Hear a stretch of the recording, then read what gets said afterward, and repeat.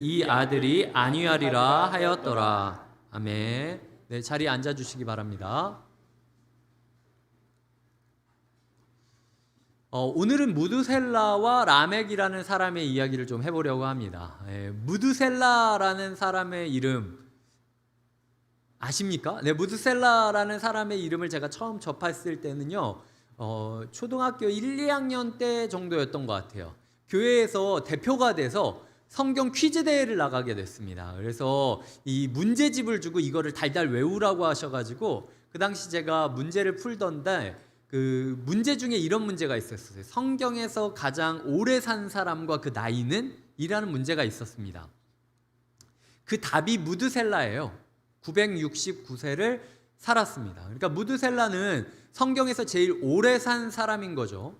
교회 다니는 분들은요, 장수를 축복이라고 이야기합니다. 그래서 무드셀라를 그냥 나이 많은 사람으로 기억하는 게 아니라 장수의 축복을 받은 사람이다 라고 이야기를 하면서 그렇게 되었으면 좋겠다 소망하는 모습을 보여주었습니다. 그러니까 어렸을 때 저의 마음 가운데 무드셀라는 와, 진짜 복받은 사람이구나, 평생 행복했겠구나, 이런 생각을 했었어요.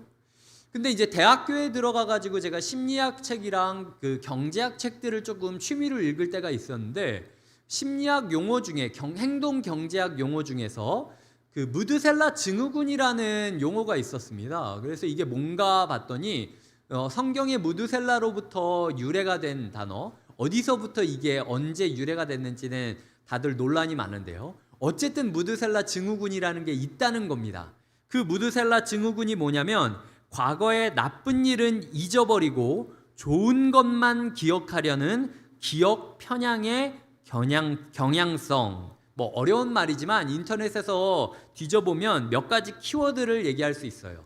현실 부정, 퇴행 심리, 무조건적인 과거 미화.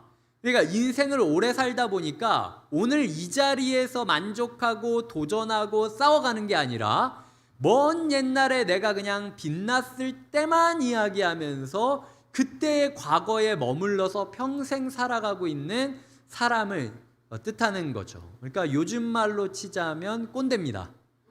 그러니까 그 교회 안에서 무드셀라를 평가하는 기준은 굉장히 지나치게 호의적인데요.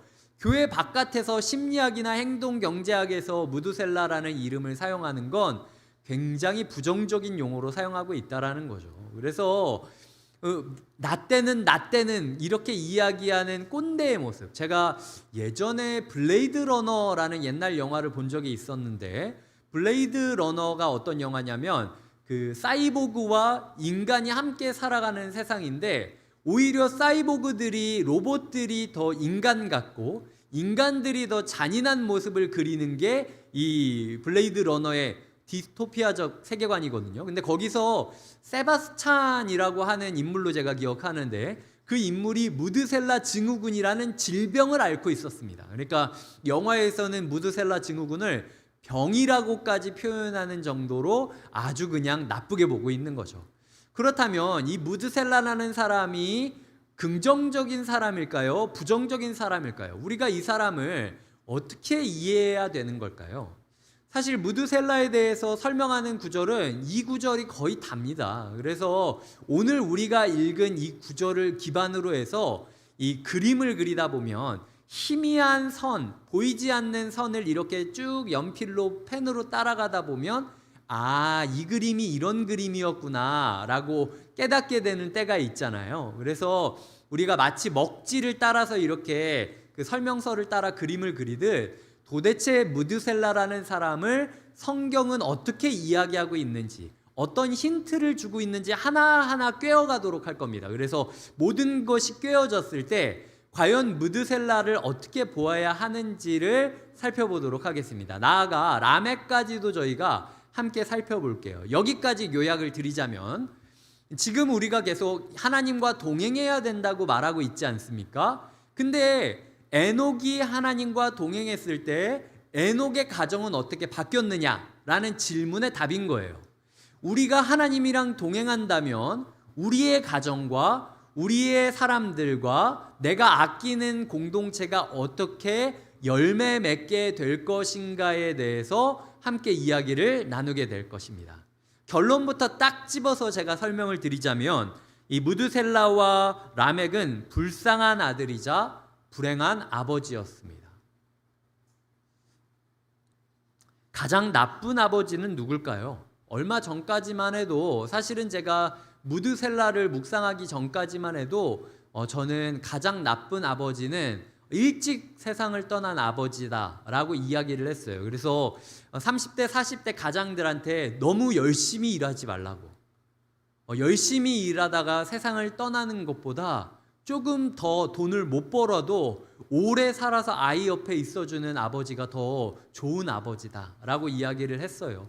왜냐하면 제가 아버지가 3살 때 돌아가시지 않았습니까? 그래서 그 누구도 저에게 대해서 막 이렇게 하지는 않았는데 제 스스로가 아버지 없는 사람이라는 그 사실이 저한테 너무 힘들었던 것 같아요. 그래서 이론적으로는 알죠. 어떤 가정에서는 또 제가 상담을 하다 보면요, 어떤 가정에서는 아버지가 저주처럼 느껴지는 가정도 있습니다. 그러니까 차라리 아버지가 없었으면 내가 이렇게 힘들지 않았을 텐데라고 얘기하는 가정도 있어요.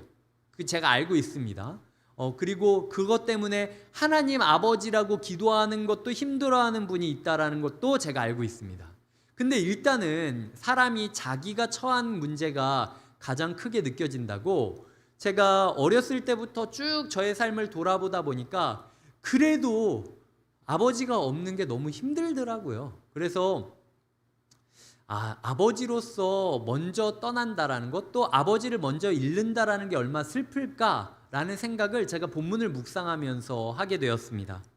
에녹은요 65세에 무드셀라를 낳고 300년 동행하다가 세상을 떠납니다. 우리가 봤을 때 300년이면 세대 3개가 오고 가는 시대네 라고 이야기할 수 있겠지만요, 당시 그 족보상으로 따졌을 때 에녹처럼 빨리 세상을 떠난 사람이 없습니다. 그러니까 주변 사람들이 후대에 우리가 뭐라고 하든지 간에 어쨌든 무드셀라 입장에서는 주변의 다른 가정들보다도 우리 아빠가 나를 더 빨리 떠난 거예요. 그것도 그냥 아빠가 아니라 하나님을 동행하는 것을 누구도 알 수 있는 존경하는 아빠였습니다.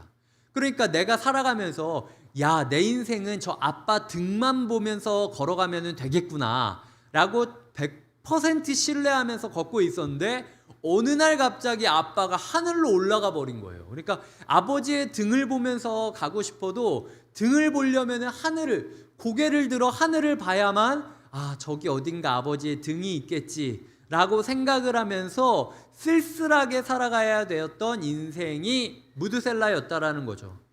이 집안의 장례를 치르게 된 그 분들과 이야기를 나누면 많은 분들이 아버지 어머니가 돌아가셨을 때 여러 마음들이 드는데, 그 중에 하나가 이제 나는 누구를 보며 살아가는가, 이제 다음 타자가 진짜 나구나.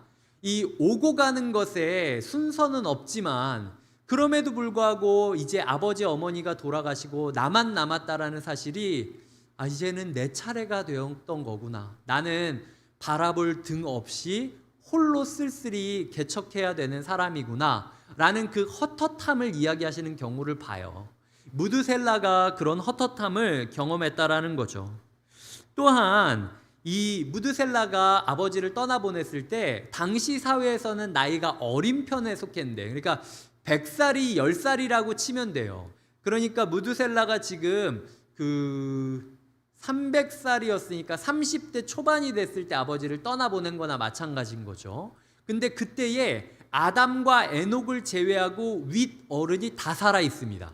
그러니까 아버지 하나 돌아가시고 할아버지 한 분 모시는 것도 되게 부담되면서 30대 입장, 등록금도 갚아야 되고 주택도 마련해야 되고 이런데 할아버지 모시는 것도 어떻게 해야 되나 고민이 되는 게 우리 인생인데, 지금 아담을 빼고 셋도 있었고 에노스도 있었고 게난, 마할랄렐, 야렛, 하여튼 다 살아 있었어요. 그러니까 젊은 가장인데 모셔야 될 어른이 너무 많은 거죠. 그리고 병원 가야 될 것만, 소위 말해서 요즘으로 약값만 치더라도 상당한 지금 부담감이 있는 겁니다. 거기다가 30대로서 10대 아이를 지금 태어나서 자라고 있던 때였어요. 그의 아들 라멕이 이제 100살 정도를 넘은 상태였습니다. 그러니까 이 아이를 어떻게 키울까, 어떻게 어른으로 만들까 고민했던 게 이 가장으로서의 무게감을 짊어졌던 무드셀라의 실제적인 고민이었다라는 겁니다. 그러니까 그 아버지로서도 그 아들로서도 불행한 삶을 살았고 가장으로서 무거운 삶을 살았던 거죠. 아버지로서도 굉장히 불행한 삶을 살고 있습니다. 왜냐하면은 이 라멕이 노아의 홍수 5년 전에 죽습니다. 근데 무드셀라는 노아의 홍수가 있던 해에 죽어요. 그러니까 아버지로서 아들을 먼저 떠나보냈던 거죠. 내가 964살이 되었는데 4살이 되었는데 내가 차라리 내가 가겠다고 하나님한테. 하나님 내 생명을 그냥 가져가고 내 아들을 살려달라고 기도하지 않았겠습니까? 근데 평생의 벗이자 나의 유일한 소망이었던 아들이 아버지보다 먼저 떠나보내야 되는 것. 그러니까 아버지로서도 아들의 장례를 내가 치러주는 거잖아요. 그만큼 불행한 일이 어디 있겠습니까? 그러니까 무드셀라가 그냥 오래 살았기 때문에 행복했을 거다라고 생각하는 건 너무 단순화된 인생이에요. 그리고 무드셀라가 할 일이 없어서 옛날 추억이나 되씹으면서 나 때는 이야기하는 꼰대였다라고 생각하기에도 무드셀라가 짊어져야 됐던 인생의 무게가 상당했다라는 거죠. 그렇기 때문에 무드셀라는 참 험악한 시간을 보냈습니다. 여기까지 제가 묵상했던 무드셀라를 요약드리자면 8가지로 요약을 드릴게요. 이제 화면으로도 띄워드릴 겁니다. 첫 번째로는 무드셀라는 자신을 너무나 사랑했던 아버지를 일찍 떠나보냈죠. 두 번째는 어르신들과 어린아이를 지키기 위해 일찍부터 가장 역할을 감당해야 됐습니다. 세 번째는 그 아버지 에녹이 자기에게 창 던지는 사람이라는 무드셀라라는 이름을 지어준 거잖아요. 그러니까 너를 통해서 심판이 올 것이다. 너는 나의 미사일 버튼이다. 라고 아버지가 난 너를 믿는다. 라고 이야기를 하셨는데 그가 역사상 했던 업적이 없어요. 그냥 오래 살았던 일밖에 없습니다. 그러니까 굉장히 그 바람을 이뤄주고 싶었지만 그저 오래 사는 일밖에 할 수 있는 것이 없었던 사람이었다라는 거죠. 그러니까 하나님과 동행했던 아버지를 그리워하는 동시에 자기의 부족함을 자책했을 것이죠. 그러니까 내가 따라갈 등판이 있었다면 조금 더 다르게 선택하지 않았을까라는 후회를, 죄책감을 항상 느꼈다라는 겁니다. 약속을 받은 노아가 방주를 만드는 과정을 지켜보고 격려하고 동참했지만 아들을 먼저 떠나보냈죠. 그 다음에 약속 성취 직전에 방주에 타지 못하고 세상을 떠나야 했던 사람입니다. 노아의 홍수 사건을 보시면요, 7장에 보면 노아와 그의 가족이 방주로 들어간 다음에 바로 비가 오지 않습니다. 그러니까 우리가 영화를 봤을 때는 그냥 문을 딱 닫으면 갑자기 확 이렇게 비가 오는 거라고 생각하잖아요. 문을 닫고 7일이 지나요. 7일 동안 비가 내리지 않고 쨍쨍 있다가 사람들의 조롱을 엄청 받습니다. 7일 동안. 7일 동안 조롱을 받다가 그 다음부터 갑자기 비가 오기 시작합니다. 왜 하나님이 7일을 기다리신 걸까라는 이야기를 할 때 유대인들 전승으로 이어지는 경전인 미드라시라고 하는 경전이 있어요. 그 유대인 경전에 따르면 무드셀라가 그때 죽은 거예요. 그러니까 방주를 다 만들어 놓고 타기 직전에 무드셀라가 죽어서 당시 유대인들은 7일간 애곡을 하는 애도 기간이 있었습니다. 장례 절차가. 하나님께서 무드셀라의 장례식을 할 때까지 기다려 주신 거예요. 그래서 방주 속에서 노아의 가족들이 무드셀라를 땅에 묻은 다음에 들어가서 엉엉 울면서 슬퍼하던 중 7일이 딱 지나고 장례식이 끝나자마자 하나님께서 심판을 시작하시는, 말 그대로 창이 쭉 떨어지고 미사일이 쭉 날아가서 빵! 땅에 그 폭발을 일으킨 다음에 전쟁이 시작되듯 무드셀라가 이렇게 살다가 땅에 딱 묻혀서 엉엉 울면서 장례식을 마치자마자 이렇게 의인이었던 사람이 죽었다. 이제 내가 이 악한 세대를 심판하리라 라는 하나님의 심판이 비로 떨어지기 시작한다라는 거죠. 근데 어쨌든 무드셀라 입장으로 보면요, 969년 동안 그리고 100년 동안 방주가 지어지는 것을 보고 있었지만 자기는 방주 문턱을 넘지 못하고 땅에 묻어야 됐던 사람이었다라는 거죠. 그러니까 사명의 성취를 앞두고 숨을 거둬야 했던 그 비운의 사람이었다라는 겁니다. 실제로 우리의 삶이, 우리의 생각이랑 조금 다른 거죠. 무드셀라가. 라멕도요, 이 기준으로 봤을 때는 똑같이 불쌍한 아들이자 불행한 아버지였습니다. 라멕에 대해서 한번 생각을 해보겠습니다. 그가 노아를 낳고 노아의 이름을 지으면서 이런 이야기를 합니다. 29절을 한번 읽어주시겠습니까? 29절입니다. 시작. 이름을 노아라 하여 이르되 여호와께서 땅을 저주하심으로 수고롭게 일하는 우리를 이 아들이 안위하리라 하였더라. 자, 여기 보시면은 세 가지 키워드가 있습니다. 저주하심으로 수고롭게 안위하시리라.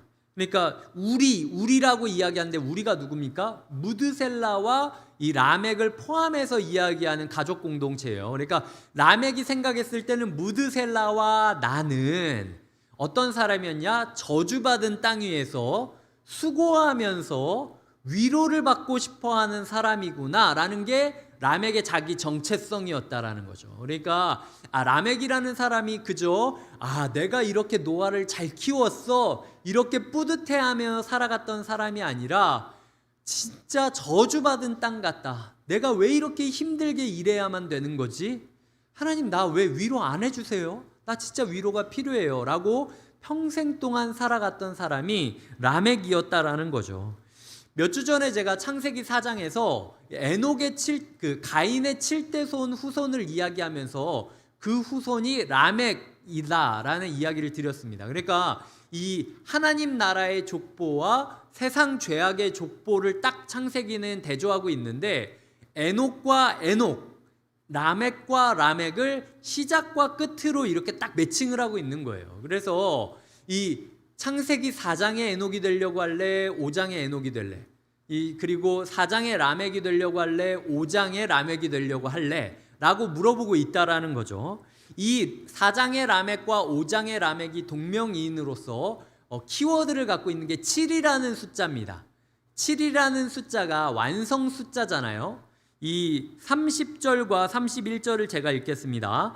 라멕은 노아를 낳은 후 595년을 지내며 자녀들을 낳았으며 그는 777세를 살고 죽었더라.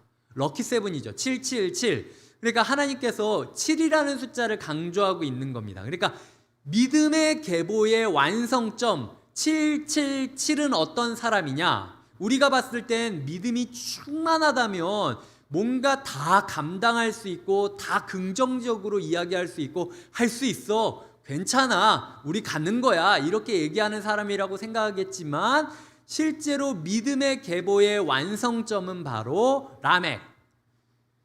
저주받은 땅 위에서 수고하면서 하나님의 위로가 없으면 하루도 살 수 없다라고 고백하는 사람이 믿음의 계보의 완성점이었다라는 거죠. 그리고 가인의 계보의 7대손, 가인의 7대손인 라멕은 또 77이라는 숫자를 얘기하는데요. 창세기 4장 24절에 이렇게 말하고 있습니다. 띄워드릴 테니까 한번 읽어주시겠습니까? 시작. 가인을 위하여는 벌이 7배일진데 라멕을 위하여는 벌이 77배이리로다 하였더라. 네, 그렇죠. 그러니까 4장의 라멕과 5장의 라멕은 의도적으로 7이라는 숫자를 계속 강조하고 있는 겁니다. 그러니까 인생의 매듭이 지금 이 라멕처럼 야, 하나님 가인한테 7배 벌을 준다고 했다고? 나는 77배 줘도 된다. 해봐. 그러지 않으면은 내가 내 손에 장을 지지고 뭐 그렇게 나를 심판할 수 있나 두고 보자. 뭐 이런 식으로 하나님을 조롱했던 게 라멕인 거예요. 근데 이 하나님을 이렇게 모욕하고 멸시했던 라멕은 그 누구도 대항하지 못하고 쩔쩔맵니다. 근데 지금 믿음으로 바르게 살아갔던 이 라멕은, 믿음의 라멕은 아무것도 하지 못하고 아무 영향력도 갖지 못해요. 오늘 본문을 보시면은 아까 30절에 자녀들을 낳았다라고 이야기하고 있어요. 자, 노아의 방주에 누가 들어갔습니까? 노아와 그의 아들과 며느리가 들어가죠. 자녀들을 낳았다고 했는데 람에게 다른 아이들은 다 어디서 뭘 하고 있죠? 죽었습니다. 그러니까 내가 믿음으로 신앙생활을 바르게 했지만 수많은 나의 아이들 중에서 딱 하나를 제외하고는 교회 다니는 놈이 없는 거예요. 그렇게 믿으라고, 그렇게 노력하라고, 신앙생활을 해야 된다라고 애걸복걸을 하는데도 이놈이 안 바뀌는 겁니다. 라멕이 노아의 홍수 5년 전에 죽었다라고 이야기를 드렸잖아요. 제가 한 주간 묵상하며 그게 람멕에게 저주였을까 축복이었을까 생각을 했습니다. 저주이기도 했어요. 왜냐하면 자기 아버지가 964세잖아요. 964세인 아버지를 남겨두고 내가 먼저 떠나야 되는 아들의 마음이 어떻겠습니까? 정말 불효죠. 그러니까 이만큼 저주받은 게 없다라고 생각하면서 세상을 떠났을 거 분명합니다. 동시에 자기 아이들이 방주에 타지 못하고 죽어가는 걸 보이지 않게 하는 하나님의 배려였을 수도 있다라는 생각이 들어요. 그 정도로 이 라멕이라는 사람이 이 4장의 라멕과 5장의 라멕이 철자까지 똑같은데도 불구하고 전혀 다른 인생의 끝을 보여주고 있다라는 거죠. 제가 그 라멕이었다면 이렇게 고백했을 거예요. 내가 에녹처럼, 에녹이 하늘로 올라갔을 때 그 라멕이 113세인가 그렇거든요. 내가 에녹 할아버지처럼 차라리 하늘로 올라갈 수 있는 기적이라도 행했다면 내 아이들이 똑바로 살았을 텐데, 내가 그게 아니면 아예 4장의 라멕처럼 대놓고 폭력적이고 그냥 아예 그냥 멱살을 꽉 잡고 야, 너 교회 안 나가면 죽여버린다, 약간 이러면서 아예 그 멱살 잡고 교회에 끌고 가가지고 어떻게든 방주에 집어 던지면 되는 거잖아요. 방주에 던져버리면은 그 다음에 비가 와서 사람들이 죽는 걸 볼 거고, 그러면 얘네들이 바뀔 건데 내가 그럴 힘도 없는 거예요. 부모로서 나이가 들고 내 아이들도 마음대로 살고 부모 말은 귓등으로도 안 들고 이러는 모습을 보면서 도대체 내가 어떤 인생을 산 건가? 이게 뭔가? 이 연약함이 뭔가? 명분상으로는 내가 분명히 바른 삶을 살고 있는데 내 삶은 왜 이렇게 아무것도 하지 못하고 무력해야 되는 거지? 라는 회한이 가득했을 거라는 거죠. 라멕은 요약을 하자면 세 가지로 요약을 할 수 있습니다. 첫 번째로 나이든 아버지를 두고 세상을 떠나야 했던 불쌍한 아들이었고, 두 번째로 방주를 외면하던 자녀들을 바르게 세우지 못하고 세상을 떠나야 했던 불행한 아버지였습니다. 그렇기 때문에 그저 언젠가 찾아올 위로만을 바라며 하루하루 저주받은 땅에서 수고하며 살아가던 가련한 인생이었다라는 거죠. 그러니까 요약을 하자면 무드셀라와 라멕을 우리가 너무 쉽게 지나칠 때가 있다라는 거예요. 그냥 너무 쉽게 판단하고 너무 쉽게 단정짓고 그리고 그냥 흘려보내고 성경을 읽었던 사람들이 많이 있다라는 겁니다. 세상 어디에 교회 다니는 사람을 붙잡고 무드셀라가 어떤 사람이었냐라고 물어보면 성경이 지금 다 이야기하고 있는데 그냥 보기 힘들다라고 다 안 보고 있는 거잖아요. 무드셀라가 그냥 축복받은 사람이다, 아니면 꼰대였겠지, 이런 식으로 가볍게 이야기하는 사람들 앞에서 우리가 어떤 삶의 태도를 가져야 되는지 고민해야 된다라는 거죠. 우리 또한 무드셀라처럼 고민하게 될 때가 많이 있다라는 겁니다. 그렇다면 그렇게 위로받고 싶었던 무드셀라와 라멕이 언제 위로를 받았을까요? 그러니까 노아를 보면서 이 아이로 말미암아 우리가 위로받을 것이다 라고 이야기를 했는데 그들이 위로받았던 때가 언젠가요? 노아가 이후에 여호와께 은혜를 입었더라 라고 이야기를 하면서 노아가 여호와와 동행했다, 은혜를 입었기 때문에 동행할 수 있었고, 동행했기 때문에 사명을 받을 수 있었고, 사명을 받았기 때문에 그 사명을 이룰 수 있었다라는 게 이후의 스토리입니다. 그러니까 이 무드셀라와 라멕은 하나님께서 자기를 뛰어나게 만들어주고 자기를 기적적으로 회복시켜주는 것에서 위로를 받았던 게 아니라 나는 그저 아무것도 아닌 존재로 잊혀져도 좋으니 이 아이가 은혜를 받은 걸로, 이 아이가 사명을 받은 걸로, 이 아이가 하나님의 일을 하는 걸로 내 만족감을 누리면서 살아갈 수 있었다라는 거죠. 우리는 잘 모르지만 하나님께서 일하실 때가 된 건 알고 있다. 이 아이가 어떻게 자랄지는 모르지만 어쨌든 우리가 이 아이 태어난 핏덩이를 보며 기도하던 중에 하나님이 이 아이를 통해 우리를 위로해 주실 것을 약속하셨다. 그러니 주님께서 이 아이를 이끌어 주실 날을 기대하자라는 것이 무드셀라와 라멕의 하루하루였다라는 겁니다. 이름도 없고 빛도 없던 초라한 사명, 믿음의 거인 에녹과 그리고 세상의 구세주 노아 사이에서 그저 그냥 지나가는 누군가, 계보를 이어주는 누군가로서의 역할을 마음 다하여 기꺼이 감당하는 것이 무드셀라와 라멕이었다라는 거죠. 저는 두 사람을 묵상하며 맴이 허물 같다라는 생각을 하게 됐어요. 제가 예전에 정호승 시인의 그 허물이라는 시를 읽었는데 그 시를 떠오르게 됐습니다. 그래서 한번 제가 그 시를 좀 읽어드리도록 하겠습니다.